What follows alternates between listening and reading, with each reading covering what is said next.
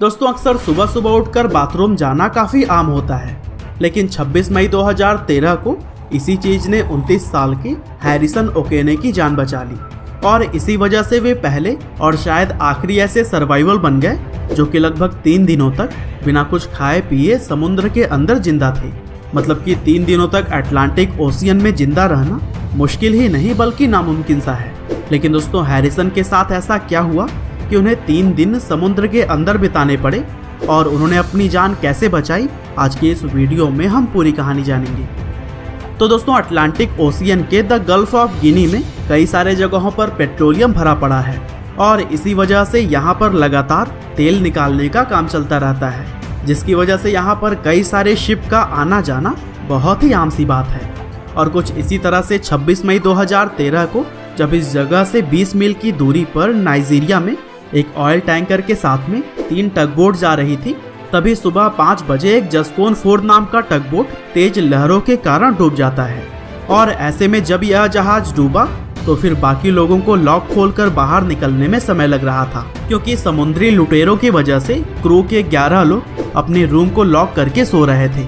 हालांकि वहीं हैरिसन नाम के एक व्यक्ति अपने रूम से बाहर आकर बाथरूम में थे और फिर जैसे जैसे नाव डूबने लगा और अंदर पानी भरने लगा तब जाकर लोगों को यह पता चला कि उनकी नाव डूब रही है। और फिर जब तक क्रू मेंबर्स बाहर आने की कोशिश करते तब तक लोगों के रूम में पानी घुस चुका था।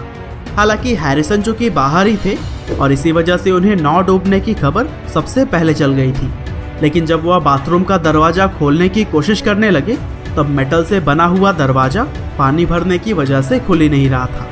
हालांकि थोड़ी देर के बाद पानी के दबाव से ही अपने आप दरवाजा खुला और हैरिसन को बहाकर दूसरे बाथरूम तक पहुंचा दिया। और दोस्तों हैरिसन का बहना एक तरह से चमत्कार ही था, क्योंकि वह बहकर एक ऐसे 4 स्क्वायर फीट के बाथरूम में पहुंच गए थे जहां पर वह अपना सर पानी के लेवल से ऊपर रख सकते थे। और दोस्तों दिलचस्प बात तो यह थी कि उस बाथरूम का दरवाजा भी अपने आप ही लॉक हो गया था, जिसकी वजह से पानी भी पूरी तरह से उस बाथरूम के अंदर भर नहीं पाई। और दोस्तों थोड़ी ही देर में जहाज करीब 100 फीट यानी कि 30 मीटर की गहराई में जाकर डूब गई थी। और फिर जैसे ही इस बात की जानकारी हाई कमान तक पहुंची, तुरंत ही रेस्क्यू टीम ने लोगों को बचाने के लिए ऑपरेशन शुरू कर दिया और फिर हेलीकॉप्टर से गोताखोरों ने छलांग लगाकर लोगों की जान बचाने की कोशिश शुरू कर दी। हालांकि लोगों के जीवित रहने के कोई भी एविडेंस न मिलने की वजह से उन्होंने रेस्क्यू ऑपरेशन बंद कर दिया, लेकिन हैरिसन ने अपनी तरफ से पूरी कोशिश की कि वह गोताखोरों के नज़रों में आ सकें, लेकिन फिर भी वह इस कोशिश में नाकामयाब रहे और फिर सभी गोताखोर भी वापस लौट गए। हालांकि दोस्तों हैरिसन के जीने की उम्मीद भी अब कम होती जा रही थी। साथ ही समुद्री तल से करीब 100 फीट नीचे होने की वजह से उन्हें बहुत जोर से ठंड लग रही थी। हालांकि यह मई का महीना था, इसीलिए ठंडक थोड़ी सी कम थी, वरना हैरिसन अभी तक जिंदा बचे ही नहीं होते। और फिर कुछ समय बीत जाने के बाद से हैरिसन को भी एक अजीब सी स्मेल आनी शुरू हो गई, जिससे कि वह समझ गए कि उनके कलीग्स जिनकी मौत हो गई है उनकी बॉडी अब डिकम्पोज होनी शुरू हो चुकी है और हैरिसन भी अब हिम्मत हार रहे थे।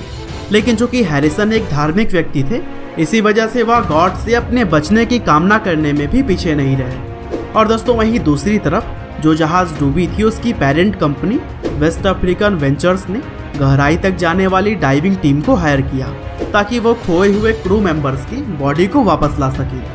और फिर 6 डाइवर्स और बाकी के 2 टेक्निकल स्टाफ इस मिशन के लिए रवाना हो गए। और चूंकि समुद्री तल से 100 फीट गहराई में पूरी तरह से अंधेरा छाया होता है और कुछ भी ढंग से नहीं दिखाई देता, ऐसे में बॉडी को रेस्क्यू करना काफ़ी मुश्किल होने वाला था। और इसी वजह से डाइवर्स पानी के अंदर गए और कोल्बी वेरेट ऊपर से ही कैमरे की मदद से सारा व्यू देख रहे थे। और फिर नीचे जाकर जब डाइवर्स एक एक करके बॉडी को निकाल रहे थे तब हैरिसन को भी इस बात की खबर लग गई और फिर उन्होंने अपने दरवाजे को जोर जोर से पीटना शुरू कर दिया। हालांकि 3 दिनों तक कुछ भी ना खाए पिए होने की वजह से हैरिसन का हाथ भी काम नहीं कर रहा था, लेकिन उन्हें पता था कि अगर वो अब एक्टिव नहीं होंगे तो कभी भी नहीं जी पाएंगे और इसीलिए उन्होंने अपनी बची हुई पूरी ताकत एक साथ झोंक दी। और दोस्तों आखिरकार डाइवर्स को इस बात का पता लग ही गया कि डूबे हुए मेंबर्स में से कोई जिंदा भी है और यह बात उन्हें हैरान कर देने वाली थी, क्योंकि डूबे हुए जहाज के अंदर 60 घंटों तक जीवित रहना किसी चमत्कार से कम नहीं था। क्योंकि मान लेते हैं कि पानी के लेवल से भी अगर अपना सर कोई ऊपर रख ले तब भी उन्हें ऑक्सीजन थोड़ी देर तक ही मिल सकता है। लेकिन फिर भी हैरिसन ने कम सांस लेते हुए अपने आप को जीवित रखा और फिर हैरिसन के मिलते ही डाइवर्स ने सबसे पहले उन्हें ऑक्सीजन मास्क पहनाया और फिर ऊपर ले जाने की तैयारी में लग गए। लेकिन डाइवर्स को अब यह नहीं पता था कि हैरिसन के पास इतनी ताकत बची भी है कि नहीं कि वह ऊपर तक जा सके। लेकिन हैरिसन ने पूरी हिम्मत दिखाई और फाइनली 28 मई को शाम के करीब 7 बजे वह समुद्र के ऊपर पहुंच गए। और दोस्तों कुछ इस तरह से जैस्कन 4 टग बोट से गोताखोरों ने एक जिंदा आदमी और 10 लोगों की डेड बॉडी रिकवर की और फिर हैरिसन का मेडिकल ट्रीटमेंट करवाने के बाद से उन्हें घर भेज दिया गया। हालांकि नाइजीरिया के लोग काफी धार्मिक होते हैं और ऐसे में कई सारे लोगों का मानना था कि हैरिसन जादू टोटका जानते थे और इसी वजह से वो बच पाए हैं। लेकिन असलियत तो यह थी कि इतनी मुश्किलों के बाद उनकी जान बची और इसमें उन्होंने पूरी हिम्मत दिखाई।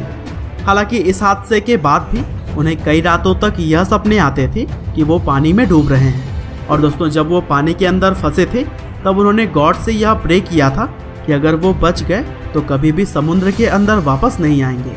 और फिर इसी वजह से उन्होंने आगे चलकर कुकिंग जॉब स्टार्ट कर दी। तो दोस्तों यह थी हैरिसन की हिम्मत भरी कहानी।